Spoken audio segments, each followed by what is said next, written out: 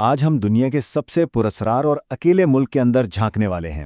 ایک ایسا ملک جو دہائیوں سے باقی دنیا سے بالکل کٹا ہوا ہے، لیکن پھر بھی کسی نہ کسی وجہ سے عالمی خبروں میں چھایا رہتا ہے۔ جی ہاں، بات ہو رہی ہے شمالی کوریا کی۔ یہ ایک ایسا نظام ہے جسے سمجھنا جتنا مشکل ہے، اس کی حقیقت اتنی ہی حیران کن بھی ہے۔ یہاں سب سے بڑا سوال یہ پیدا ہوتا ہے کہ ایک ایسا ملک جہاں شدید اندرونی مسائل ہیں، جو معاشی تباہی اور فاقہ کشی کا شکار رہا ہے، وہ حیرت انگیز طور پر 75 سال سے زائد عرصے تک اپنا وجود کیسے برقرار رکھ سکتا ہے؟ آخر یہ تنہا نظام اندر سے کام کیسے کرتا ہے؟ یہی تو اصل معمہ ہے۔ چلیے اس راز سے پردہ اٹھاتے ہیں۔ ہم ان 5 بنیادی ستونوں کو دیکھیں گے جن پر یہ پوری ریاست کھڑی ہے۔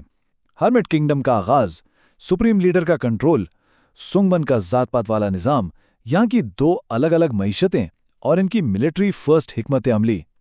پہلا ستون، ہرمٹ کنگڈم کا آغاز، جو تقسیم اور جنگ کے شعلوں میں ہوا۔ آج کی صورتحال کو سمجھنے کے لیے ہمیں ذرا ماضی میں جانا ہوگا، جب دوسری جنگ عظیم کے فوراً بعد اس خطے میں ایک زبردست کھینچا تانی شروع ہوئی تھی۔ 1945 میں جاپانی قبضے کے خاتمے کے بعد کوریا کو 38ویں متوازی لائن پر تقسیم کر دیا گیا۔ 1948 میں شمال میں DPRK قائم ہوا، لیکن کہانی میں اصل موڑ 1950 سے 53 تک چلنے والی تباہ کن کوریائی جنگ کے بعد آتا ہے۔ اس تباہی نے کم il سنگ کو یہ سنہری موقع دیا کہ وہ اپنے تمام سیاسی مخالفین کا صفایا کر کے ایک مکمل کنٹرول قائم کر لیں۔ تو یہاں سب سے اہم نقطہ جوچے کا نظریہ ہے۔ یہ ان کا اپنا بنایا ہوا سرکاری ریاسی نظریہ ہے، جس کا مقصد ہر لحاظ سے خود کفیل ہونا تھا۔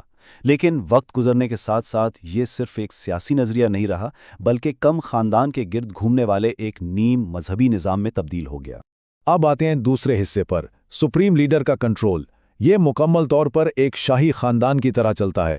دنیا کو دکھانے کے لیے آئین اور اسمبلیاں تو موجود ہیں، لیکن حقیقت میں طاقت کا صرف ایک ہی مرکز ہے۔ مظاہر تو ریاستی ادارے اور سپریم پیپلز اسمبلی موجود ہیں، لیکن اگر بغور دیکھا جائے تو یہ سب صرف اور صرف ورکرز پارٹی اور اشرافیہ کے فیصلوں پر مہر لگانے والی ربڑ سٹیمپ ہیں۔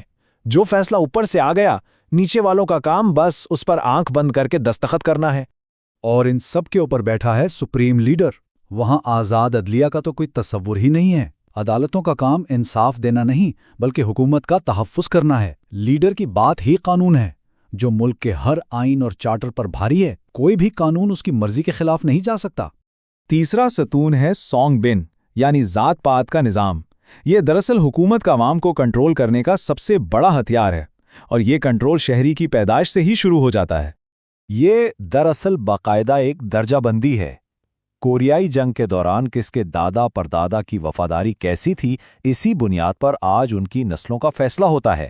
اگر ماضی صاف ہے تو وہ ایلیٹ کلاس میں ہیں، اگر ذرا سا بھی شک ہے تو وہ نچلے یا دشمن طبقے میں ہوں گے، جن کی پوری زندگی صرف جبری مشقت اور محرومیوں میں گزرے گی۔ یہ ایک بہت ہی منظم سماجی انجینئرنگ ہے۔ اب ذرا اس خوفناک قانون پر غور کیجیے، یون جواجے، یعنی وابستگی سے جرم۔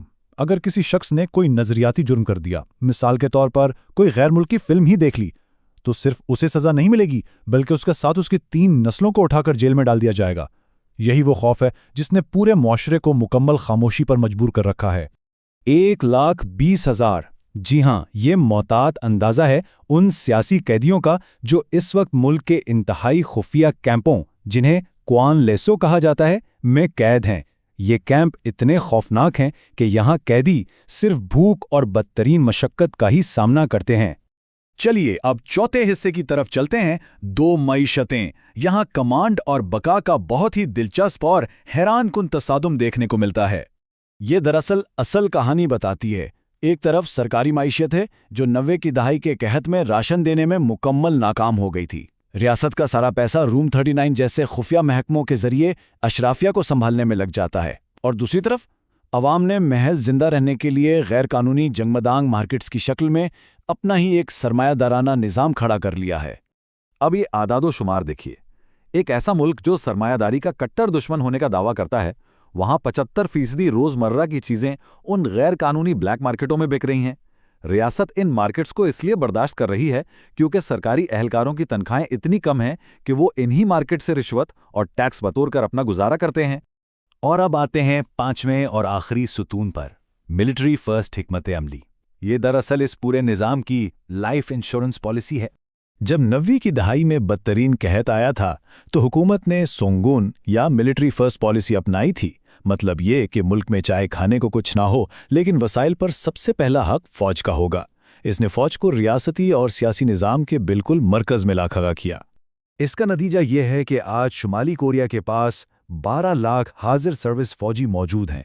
اتنی چھوٹی آبادی اور کمزور معیشت کے ساتھ اتنی بڑی سٹینڈنگ آرمی پالنا ایک بہت بڑا بوجھ بھی ہے اور واقعی حیران کن بھی۔ لیکن اس میں بھی ایک ٹوسٹ ہے۔ لازمی فوجی سروس 7 سے 10 سال تک کی ہوتی ہے، لیکن یہ فوجی زیادہ تر وقت روایتی ٹریننگ میں نہیں گزارتے۔ چونکہ معاشیت خستہ حال ہے، اس لیے ریاست ان جوانوں کو مفت مزدوروں کے طور پر سڑکیں بنانے، عمارتیں کھڑی کرنے اور کھیتوں میں کام کرنے کے لیے استعمال کرتی ہے۔ روایتی جنگ میں تو وہ بڑی طاقتوں کا مقابلہ نہیں کر سکتے، اس لیے انہوں نے غیر متناسب یا اے سیمیٹرک جنگ پر سارا زور لگا دیا ہے۔ نیوکلیئر پروگرام، ہواسونگ سیریز کے بیلسٹک میزائل اور لیزرس گروپ جیسی ایلیٹ ہیکر ٹیمز جو دنیا بھر میں سائبر اٹیکس کے ذریعے کروڑوں ڈالر چراتی ہیں، یہ سب کچھ اس تنہا ریاست کی فنڈنگ اور دفاع کا حصہ ہے۔ اور اسی طاقت کے بلبوتے پر حال ہی میں ایک بہت بڑا اور تاریخی فیصلہ لیا گیا ہے۔ جنوری 2024 میں کم جونگ ان نے دہائیوں پرانے دوبارہ اتحاد یا ری یونیفیکیشن کے نظریے کو ہمیشہ کے لیے دفن کر دیا اور جنوبی کوریا کو باضابطہ طور پر اپنا سب سے بڑا اور مستقل دشمن قرار دے دیا ہے۔ تو آخر میں یہ سوال ذہن میں آتا ہے کہ ایک ایسا ملک جو اپنے ہی پڑوسیوں سے مکمل ناتا توڑ رہا ہے، جس کی معیشت بلیک مارکیٹس اور سائبر چوریوں پر چل رہی ہے اور جس کا سارا انحصار ایٹمی ہتھیاروں پر ہے، وہ نظام آخر کب تک چل پائے گا؟ کیا یہ اندرونی تضادات کے بوجھ تلے خود ہی بکھر جائے گا، یا اس کی یہ حیرت انگیز لچک اسے مزید دہائیوں تک قائم رکھے گی؟ یہ وہ سوال ہے جو واقعی ہمیں بہت کچھ سوچنے پر مجبور کر دیتا ہے۔ آج کے اس جائزے میں شامل ہونے کا بہت شکریہ۔